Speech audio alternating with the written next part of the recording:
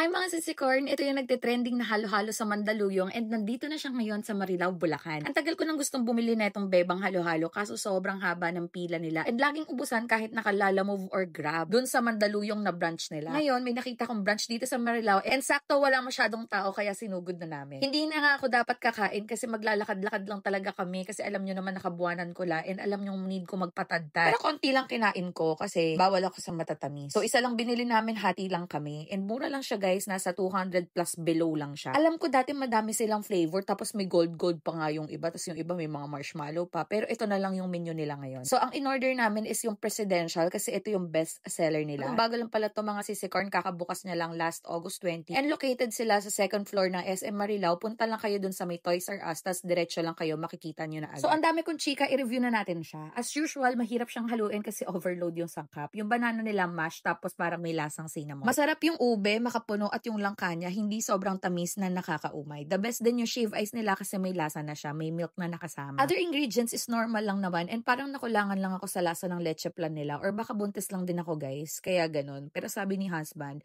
masarap naman daw. As of now, 9/10 lang ang rating ko sa kanila dahil doon sa leche plan. So sa susunod na punta ko, melon naman ang itatry ko. So try it yourself na lang mga sisicorn and sabihan nyo ko if nasarapan din kayo. See you sa mga next food trips. Babu!